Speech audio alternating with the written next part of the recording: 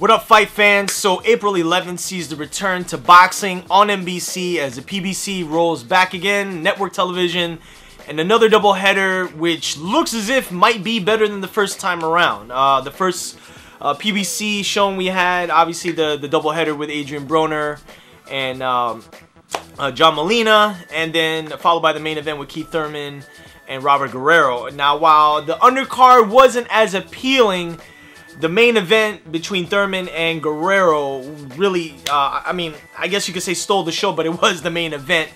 This time around, I think, at least in my opinion, these two fights are more intriguing than the previous ones. So, I mean, it's a bonus for the boxing fans, I would say. And for the casuals, I think they're going to get two solid fights. As the undercard for the April 11th PBC on NBC will feature Peter Quillin versus Andy Lee, followed by the main event with Danny Garcia and Lamont Peterson. Now, the main event originally was supposed to be for Garcia or Danny's 140-pound titles, but as we heard, not only is the fight at 143-pound catchweight, but apparently it's only a 10-round fight. Now, I don't know if that's changed from the last time I heard, but that's what I was hearing going into this fight. So let's start off with the actual undercard itself. Now, Andy Lee versus Peter Quillin, to me, is one of the more intriguing fights that I think I've seen with all these fights being made, even, you know, prior to the obvious May 2nd Mayweather-Pacquiao. Very intriguing in the sense of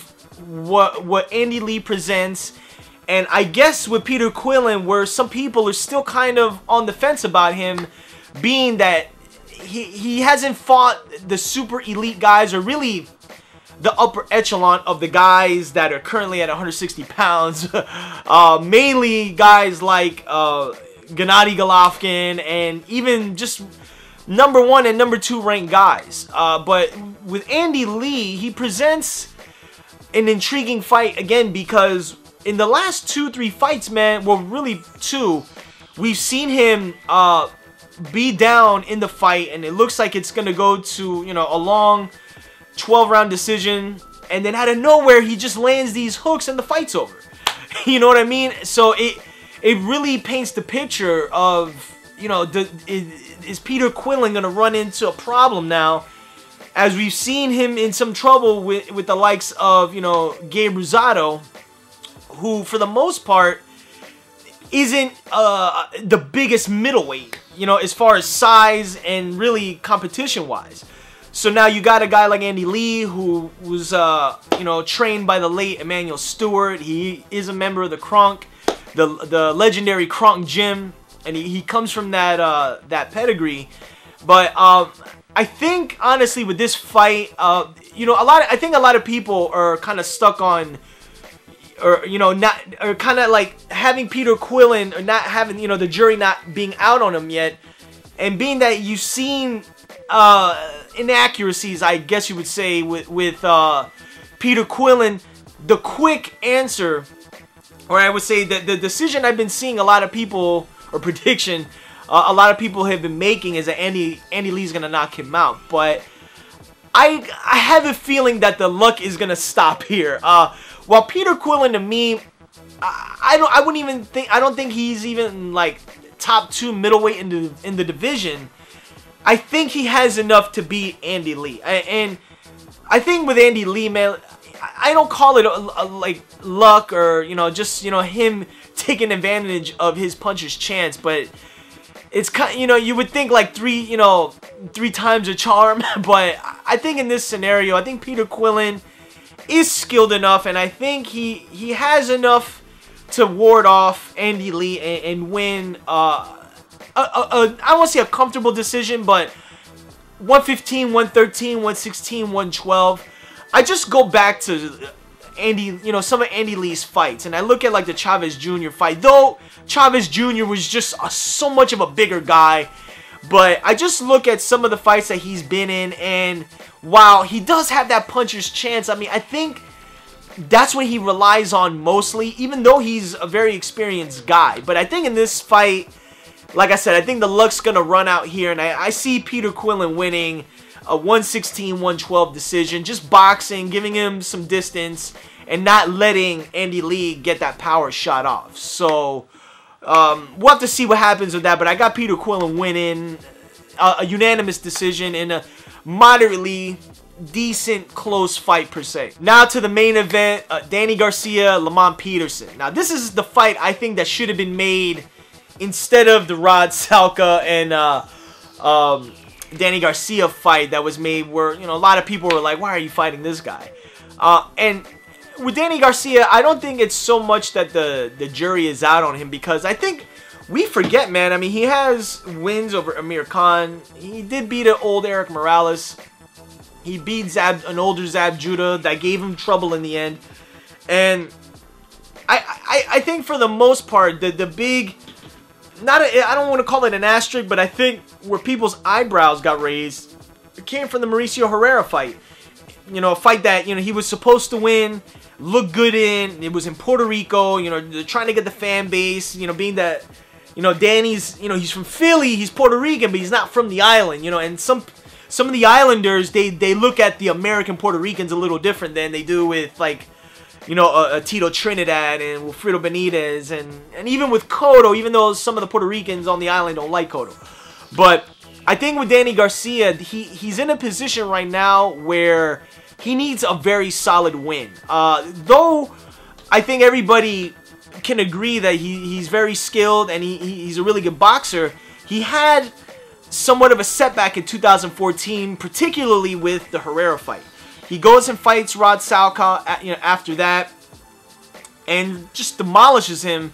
But again, Rod Salka wasn't really a barometer as to you know, Danny Garcia still being like that top level guy. I mean, I think with Lamont Peterson does present some issues, because, I mean, look, we got to take into account the experience that Lamont has. I mean, he's fought Khan as well, technically beat him, but then, you know, obviously with the whole, you know, being, you know, tested positive for, I think it was diuretics, but nevertheless, somewhat of a tainted win. But, you know, when you look at his pecking order, I mean, he's had ups and downs, but he has fought quality opposition. So, I mean, this fight is pretty interesting.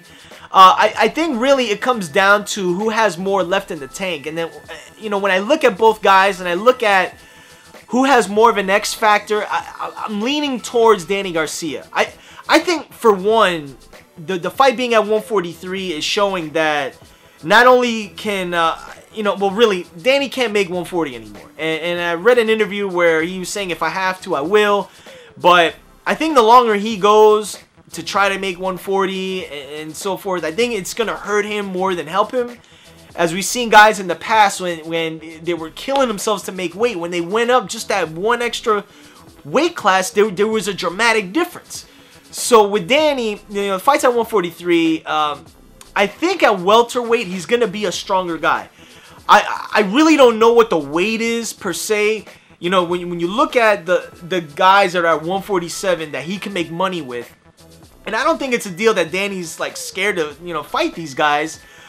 You know, I mean, me personally, I just don't know what the weight is. You know, and the welterweight division, at least now, is looking like to turn back the corner from like 2008 when it was like at, you know, its peak in the last 10 years, 10, 15 years. So this fight, I want to say, should be Danny's last fight around the 140 range. And I think when it comes down to how these two are going to be matched together, you know, like I said, Peterson has a hell of a lot of experience, and he's been in there with the best. He's trained with the best. But I think at this point, Danny just presents, I think he's a little fresher. I think he's got more power. And, you know, Lamont's been knocked out already, you know, by you know, Lucas Matisse, who Danny, to the surprise of some, outboxed Lucas Matisse in a really good fight. But I think at this point, man, Danny Garcia he's got a lot to prove. You know what I mean? I think he knows, just like we know, that he had a setback last year. And going into this year with matchups that could be presented to him for bigger money, he's got to have a big outing. And I think he's going to be ready for this fight. And I think he's going to score, not I don't want to say a wide decision, but again, kind of like the undercard. I think a 116, 112 type of affair. I don't think Lamont should really get into a war of hands per se with Danny, because I think Danny, between both, has the bigger punch. But I just see it being a unanimous decision for Danny Garcia. You know, I think right now he's the fresher guy. You know, he's a bit younger. And I think, again, he's got more to prove. And he has a brighter future at this point as far as the matchups he could be in going from here on out. So, Danny Garcia, I got a unanimous decision. And I got Peter Quillin winning a unanimous decision on the April 11th, NBC, 9 o'clock Eastern Standard Time. And again, man, this is... once again, boxing back on network television, and I think this is going to be a better card than the previous one. So, you know, hopefully that is what occurs. That's pretty much it for right now. Like I said, I'm still going to be doing the Mayweather-Pacquiao official video, and there's still a slew of fights coming before then. And tune in to Guard Your Grill Boxing. Not this coming Monday. We're going to be off. But the following Monday, we're going to be doing the roundtable again, Mayweather-Pacquiao. Last episode, we did intangibles. I'm not sure what we're going to be touching on this time around. But like I said, we're going to be making our official predictions, even though some of us already have the actual predictions. So, as always, say subscribe, hit the links, and I will be back with you soon. Peace.